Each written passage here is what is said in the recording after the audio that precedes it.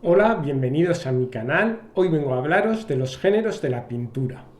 Igual que cuando hablo de los estilos, todo convencionalismo creo que es un referente, una guía, pero no debemos de obsesionarnos con ello. Creo que la historia del arte hay que mirarla de una manera abierta. Creo que no tenemos que obsesionarnos con los géneros de la pintura. Así, por ejemplo, si vemos la obra de Velázquez, Vieja friendo huevos, aparentemente podría parecernos una pintura de género. Sin embargo, si la estudiamos con una mayor profundidad, sabemos que se trata de una pintura de historia alegórica, puesto que representa una alegoría del matrimonio.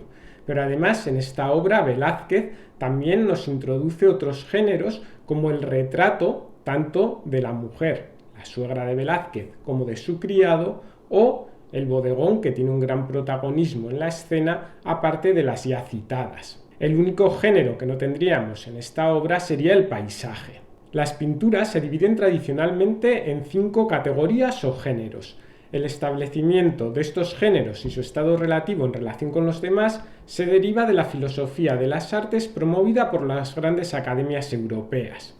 El género que tenía más importancia para la academia era el género de historia. Y las 5 categorías o los 5 géneros en los que se divide la pintura serían la pintura de historia, el retrato, la pintura de género, la pintura de paisaje y la pintura de bodegones, por este orden de jerarquía. Además, dentro de estos géneros nos encontramos una serie de subgéneros. En la pintura de historia, la que tiene una mayor importancia sería la pintura religiosa, la más abundante en la historia del arte. Luego tendríamos pintura mitológica, histórica, alegórica o moral. Vamos a ver algunos ejemplos. Dentro de la pintura de historia, yo sin duda destacaría El Cristo de Velázquez, una obra que se encuentra en el Museo del Prado y que creo que es una obra que logra su objetivo de incitar a la devoción del fiel. Dentro del estilo barroco vemos el foco de luz dirigido que ensalza la anatomía de este crucificado que aparece sobre un fondo neutro. Y, aunque en el barroco vemos que las obras tienen que tener abundante sangre, y así ocurre con este crucificado de Velázquez, la sangre pasa desapercibida para potenciar el estudio anatómico de Cristo. Además, Velázquez soluciona de forma magistral el claroscuro del rostro mediante el mechón de pelo que le cae sobre la cara. Si queréis ampliar la representación de Cristo crucificado en el arte, os dejo un enlace al vídeo de mi canal que trata este tema. Dentro de la pintura de historia, el segundo subgénero es la pintura mitológica. Podríamos pensar que esta habría que encuadrarla dentro de la pintura religiosa, pero no es así, porque a partir del Renacimiento, cuando se recupera el mundo clásico, se van a representar muchísimos mitos, pero no con un carácter religioso. No se pretende que la gente que contemple estas obras vayan a venerar a los dioses que aquí se representan.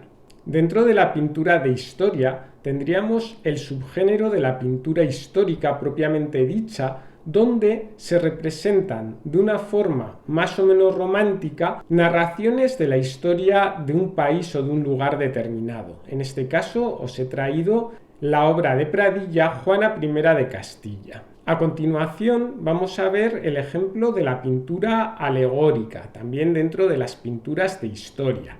En este caso se conoce como una alegoría de la pintura, pero en realidad yo creo que es más una alegoría de la historia del arte. En esta escena de Vermeer podemos ver al pintor de espaldas vestido con el traje del gremio de Delft, y en la escena tenemos un mapa, una mujer vestida de azul que representa a la musa Clio con un instrumento musical y un libro en la mano, pero además también sobre la mesa podemos observar un busto escultórico.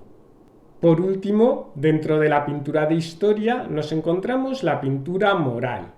Para este subgénero he elegido esta obra de Judith Leister que representa la fugacidad de la vida. Vemos a estos personajes en una escena de género que están bebiendo, fumando, y vemos como uno de ellos la muerte le acecha, le está indicando con ese reloj de arena que llega a su final. La tea que aún está encendida en breve va a estar apagada. La idea de la vanitas, de la meditación sobre la muerte, representada mediante la propia calavera que lleva en su mano el esqueleto. El segundo género dentro de la pintura es el retrato.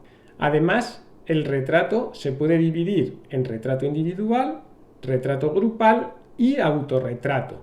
Podemos encontrarnos en un retrato grupal, por ejemplo, un autorretrato, como en el caso de las Meninas de Velázquez. Como ejemplo de retrato individual, os traigo este magnífico retrato de Sofonis Banguissola que le realiza a Felipe II, la imagen que además más ha trascendido de este monarca. Sobre un fondo neutro se ensalza la figura de este rey vestido de negro, color que se pone de moda en la corte de Felipe II, puesto que se trae de América el palo de Campeche, que es un pigmento que penetraba en la ropa y que se conservaba el negro durante más tiempo. Además, vemos a Felipe II rezando el rosario. Se creía que si el día en que morías habías realizado esta oración, tendrías perdón en el purgatorio, y además también aparece el atributo del toisón de oro. Por lo demás, no tenemos en este retrato ningún atributo que nos hable de que se trate de un monarca. Para un retrato grupal he elegido este retrato de la familia de Bianca degli Utili Masselli y sus hijos, realizado por Lavinia Fontana. En él, como el mismo nombre del subgénero nos indica, vemos un grupo familiar en el que se nos muestra a varios personajes. Para el autorretrato también he elegido la imagen de una pintora, en este caso de Judith Leister, en una obra que nos habla de la nobleza del arte de la pintura. Vemos a la pintora vestida con un traje lujoso, con un cuello de aparato muy espectacular, que nos habla de la nobleza del arte de la pintura, ya que ella aparece con los pinceles, la paleta y el caballete, posando como si estuviera pintando. El tercer género de la pintura es el denominado de esta manera, pintura de género, que nos representa escenas de la vida cotidiana. Así volvemos a ver otra obra de Judith Leister, donde vemos a unos músicos, presumiblemente de una boda, que están alegremente tocando sus instrumentos musicales, bebiendo, y vemos cómo desde nuestra izquierda se asoma una familia a través de la ventana viendo la fiesta que hay en el interior.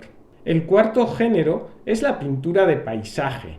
En ella vemos una pintura cuyo contenido principal es una vista panorámica. En este caso os muestro una pintura de Carlos Theaes, un gran paisajista nacido en Bruselas, pero que desarrolla gran parte de su obra en España. Fue profesor de paisaje en la Real Academia de Bellas Artes de San Fernando.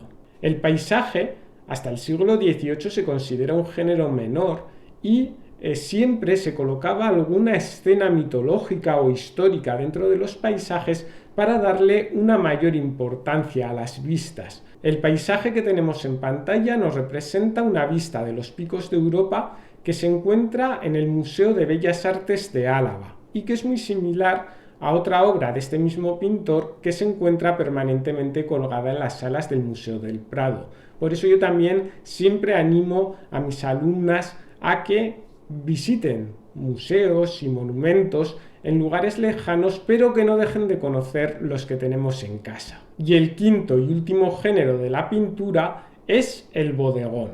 El bodegón hace referencia a naturalezas muertas y nos habla de la fugacidad de la vida.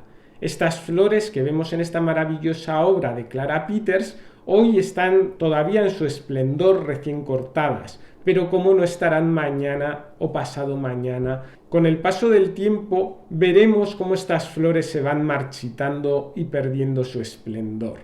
Además, como cosa curiosa, en la aceitera que aparece en este bodegón nos podemos encontrar en repetidas ocasiones el autorretrato de la propia Clara Peters. Espero que a través de este breve recorrido por los géneros de la pintura tengáis una visión más clara en la que tradicionalmente se divide la pintura.